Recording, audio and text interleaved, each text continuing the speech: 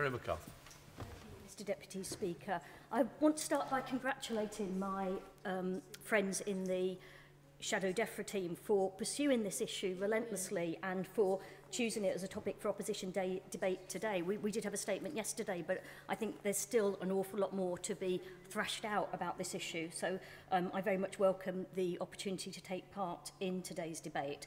It's an important issue, not just because it has exposed the scandal of horsemeat adulterating our food chain, but also the spotlight it throws on the meat industry more generally, what Felicity Lawrence in The Guardian on Saturday referred to as the hidden unsavoury food world, in which live animals are transported vast distances across borders for slaughter before being shipped back again in blocks of frozen offcuts that may be stored for months on end before being ground down to unrecognisable ingredients in our everyday meals. And Lord Haskins, who's a farmer and the former chairman of Northern Foods, so someone who most definitely knows his topic, has warned that there is endemic institutional fraud in the food industry. So it's not just enough to get to the bottom of whether there is hitherto unidentified horse meat, or is it donkey, in meat products on sale in the UK, or whether halal products are contaminated with pork. We need to look at the whole of the meat industry, because who knows what other scandals have yet to come to light. We're all familiar with the past controversy about beef hormones in our meat and the EU ban in the wake of mad cow disease some years ago. Some may be familiar too with a more recent controversy in the USA over what the meat industry likes to refer to as lean, finely textured beef, or boneless lean beef trimmings, which sounds fine, but it's more commonly known as pink slime, which sounds rather less appetising. It is used as a filler in beef products and is produced by processing low-grade beef trimmings, cartilage, connective tissue and sinew, and mechanically separating the lean beef from the fat by heating it to 100 degrees Fahrenheit. The recovered beef material... Does my uncle friend think that if people really knew what goes into some of the cheaper processed meat products, they would continue to buy them? I think that's very much the point that I'm making, that I think it's so important that people do know what goes into their food, and there is a conspiracy to keep this from people. On that point, is she aware that the government have just concluded a consultation on the Food Information to Consumers regulation from Europe, under which they're asking for a derogation so they do not have to reveal that on the label to the public in Britain. And actually mince, which is not allowed to be sold with 35 and 15% respectively of fat and collagen in it, would not be allowed to be sold in the continent, but will be sold in Britain under the derogation that they have asked for. Exactly, I raised that very issue with the DEFRA Secretary yesterday, and I have to say, from his response, he looks as though it was the first he'd heard of it, and he just said, we rely on scientific advice, which I think is quite scandalous. I'm only, Mr Deputy Speaker, halfway through describing the process that's involved in producing pink slime. The recovered beef material is then processed, heated and treated with gaseous ammonia or citric acid to kill bacteria. It is then finely ground, compressed into pellets, flash frozen and shipped for use as an additive.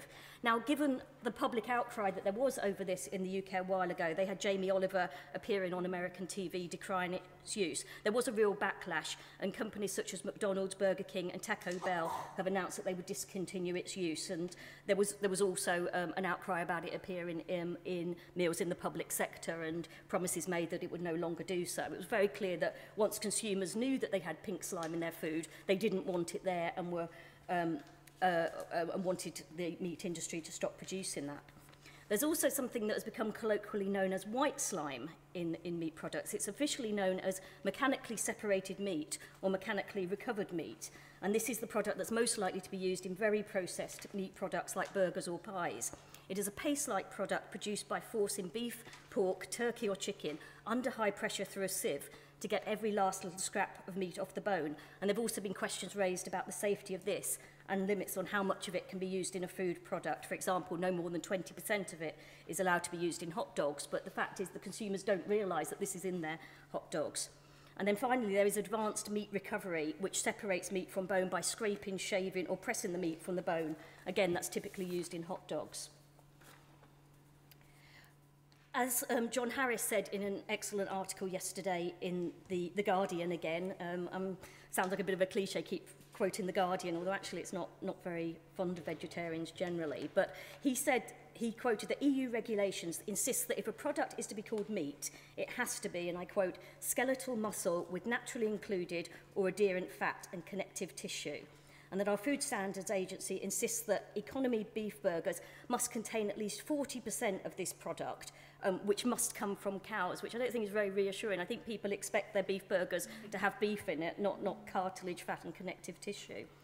John Harris also highlighted when he was talking about the relentless search for profits from cheap food, an FT article which says that the Findus products came from a factory in Luxembourg, which was supplied with meat by a company in southwestern France, which had acquired frozen meat from a Cypriot trader, which had subcontracted the order to a trader in the Netherlands, who was supplied from an abattoir and butcher located in Romania.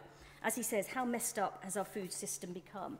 And all this is a far cry from the sort of meat that many members praised in yesterday's statement on horse meat, talking about the importance or the advisability of buying local meat from a local farm sold by a local butcher whose path from the pasture to the plate is a matter of public record. Indeed, I've had people saying to me that they take local sourcing so far that they even know the name of the cow that they're now consuming. It's very easy to say that. In an ideal world, people would be looking to organically reared, locally produced product, but the fact is that is very expensive. And yes, you can say that people should try to cook their own food and source it locally instead of buying ready-made meals. But I'm sure many MPs grab a ready meal from Tesco's or Marks and Spencer's on the way home after a vote. And we shouldn't be too judgmental about people who turn to value ranges and ready-made meals, as the Honourable Member for Hackney North said. If you've only got a couple of pounds left in your purse and there's a £1 lasagna ready meal or an 8-pack of Tesco economy burgers for £1 left, you're going to buy that instead of buying the mince, the lasagna sheets, the flour, the butter, the tomatoes, the herbs, the cheese that you would need to make a lasagna from scratch. And many people don't even have the cooking facilities to do so. I have people in my constituency, single men living in bedsits with just a microwave. It shouldn't seem like rocket science to the Honourable Lady, but if I said to her I could flog her a cheap telly, she'd think to herself, there must be something wrong with that TV. And it doesn't seem like an extension to me to say, if those processed meat products are so much cheaper, that the quality of those products will not be the same. Sometimes people don't have a choice between buying the slightly dodgy knockoff cheap telly that must probably come off the back of a lorry or going to one of the high street shops and buying a top-of-the-range brand. They simply don't have the choice. That's the point I'm trying to make. They may well know that what they're eating is not as good as the organic produce that they sell in places like Better Foods, the organic supermarket in Bristol. But they don't have the they don't simply have the option of doing that. As I said, even if people did have the more than enough money to just buy one day's food and could plan ahead and try to cook their own meals, they still wouldn't be buying the premium best of British mince. They'd be buying the sort of mince that the Honourable Member for Brent has just mentioned and that I asked the DEFRA Secretary about yesterday, which, if the government gets its way around EU regulations, could be up to 50% fat and collagen and other things that aren't meat without the consumer being any the wiser. I really think we need to get this across to members on the government benches.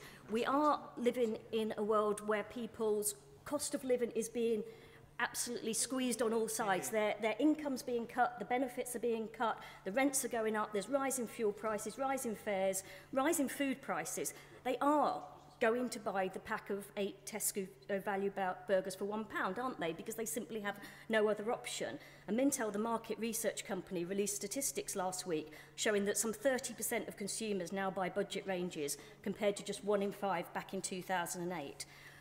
We cannot simply insist that everybody should buy the premium ranges, should go for the locally sourced top-of-the-range products, because people simply can't afford to do that. The important thing, surely, is that all food should be of decent quality and all consumers should know what's in their food. And that is the government, I'm just about to conclude, and that is the government responsibility. I was shocked by the Secretary of State's complacency answering the questions earlier. He's been very slow to act, but very quick to abdicate all responsibility and say it's simply a matter for the Food Standards Agency. That is simply not good enough. It is the government's responsibility to ensure that people have trust in the food that they eat. Yeah.